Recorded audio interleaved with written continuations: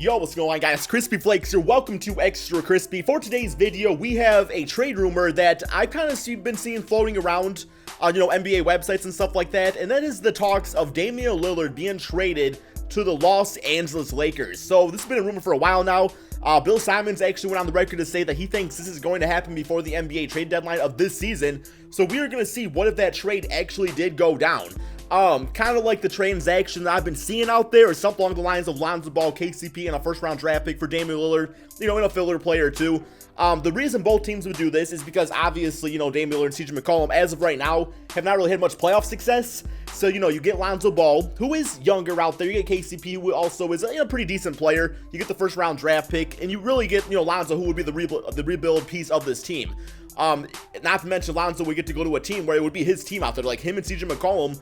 That could potentially be fun to watch. And then, of course, the Lakers, they do get their all-star player in Damian Lillard to play alongside LeBron James. Because as of right now, the Lakers are kind of split up between having LeBron James, having like some older role players like Rondo and Lance Stevenson, JaVale McGee, and then the kind of like the bulk of the, I don't know, man, like the talent of the team are all the young bloods like Lonzo Ball and Brandon Ingram and Kyle Kuzma. The problem is those guys do not really have much experience, and it's like you need that experience. That experience is valuable when playing alongside LeBron James. So really, that's why I could see this team doing it. This is a lineup I could see the Lakers potentially going with, and that is running the 2-point guard backcourt with Rondo and Damian Lillard. It seems like they do want to run Rondo into the starting lineup here, so it makes sense. I mean, for the bulk of the time, the ball is going to be running through LeBron James anyway, or Rondo, so it's like Damian Lillard, his job would be to go out there and score. Looking at his career stats, like assist-wise, he's always been a pretty good playmaker, but, I can see him just really heavily focusing just on scoring the basketball, which we know he can do. Like, look at those numbers, 27, although you do look at his field goal percentage, and he's never really been the most, consistent guy out there. I mean, 44%, that's borderline, respectable. It just means that he takes a lot of shots, and it's just because, he is the go-to guy on the Portland Trail Blazers. So you would imagine the shots would probably go down a little bit, but at the same time, he would get better looks out there because the team would be focused on, LeBron James. So, yeah, man, I don't know, I like it a lot. And then, of course, Ingram, we got LeBron James at power forward, JaVale McGee at the center position.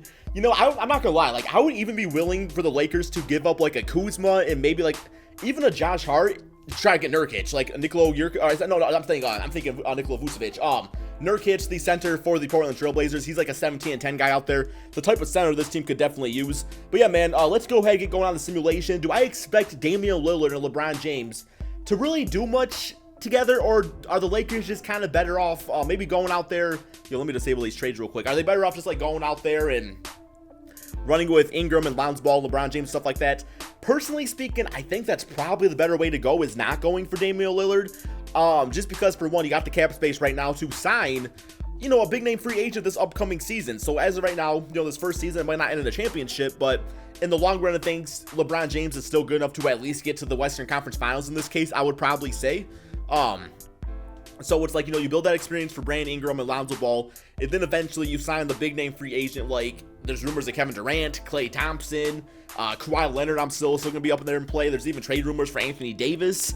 And then it's you get to keep your pieces, you still get the all-star, and it's just good to go, man, because this window for LeBron James as the superstar player he is, I mean, he's going to be a superstar until he retires. I don't expect LeBron James to ever really fall off. What's even considered a falling off season for LeBron James anyway? If he has a season where he averages 20 points and 6 assists, that's still one of the best small forwards in the NBA, so that's kind of funny to think about. But eventually, I think his body's just going to get kind of tired out, and he's just going to be I'm done with basketball, which is definitely fair to say.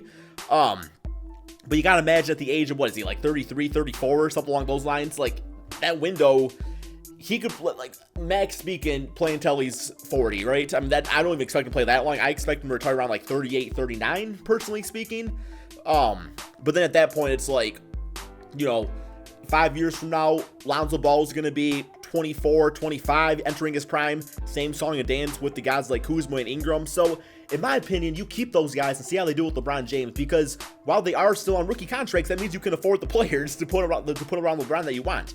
It just doesn't make much sense to do any big-time trades like that unless they're really trying to skip ahead this season, and because LeBron's time on the Lakers is obviously extremely valuable, right? So, in that case, you do that. But, I don't know, man. Let me know in the comment section below. Would you want Damian Lillard on the Los Angeles Lakers? I think I'm going to go ahead real quick and simulate the rest of the season. I don't know why it's going so slow, so give me 1 second to do that. Okay, so the Lakers do end up with a record of 56 and 25. I say in this case, you know, if 2K is an indication, then yes, of course you go for Damian Lillard. But still, man, I don't know. It's a lot of value to give up in a case where you can just go out there and get somebody else. You know what I'm saying? So 57-25 for the record. We got LeBron James getting MVP at the power forward position, averaging 25 points, 12 rebounds, 9 assists, 2 steals, 1 block per game, shooting 41% from 3. DeAndre Ayton as Rookie of the Year, Tyreek Evans, 6-man, Giannis Defensive Player, Ricky Rubio Most Improved, and Steve Kerr as Coach of the Year. All-NBA first team with LeBron James, All-NBA second. Okay, no Damian Lillard there, All-NBA third. No Damian Lillard there. Okay, so we did not make the All-NBA team.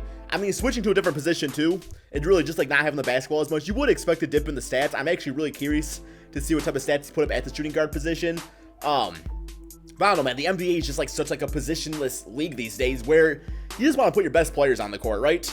So player stats, we know LeBron's stats. Lillard's still at 22 points and 6 assists. Shot about 15 times per game. But look at this, man. This is the big time. Shot 51% field goal percentage, which I'm pretty sure, yeah, that's like a big time career high. That just means he's taking smarter shots, and that's because he's getting set up by LeBron James and Rajon Rondo out there. 3-point shot, 42% has got to be among the league leaders.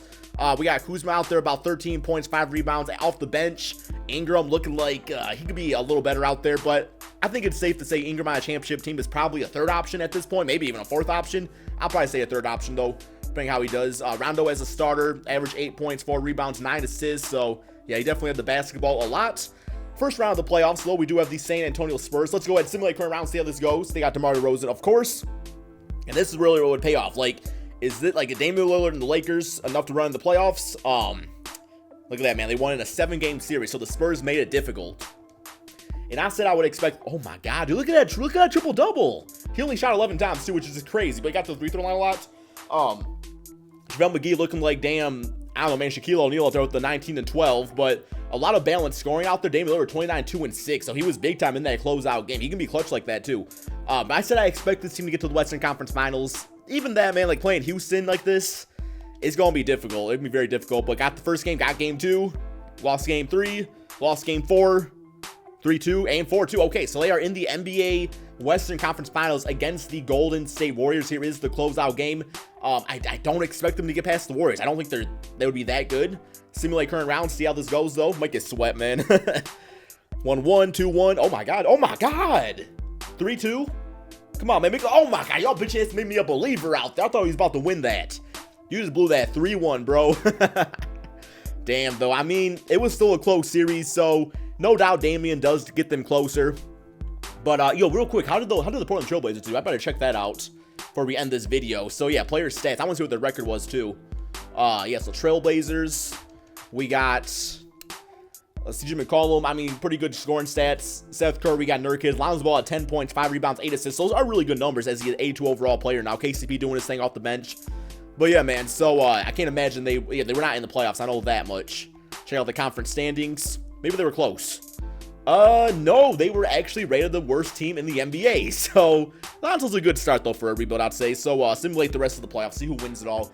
Anyway, hope you guys all enjoyed this video. If you want some more what-ups here on my channel, I will still be doing them on my main channel, Crispy Flakes, but this is more for just like low-key trade rumors I'm hearing about, stuff that I want to make a video about, but I don't necessarily want to put on the main channel. Thank you all so much for watching, and peace out, my friends.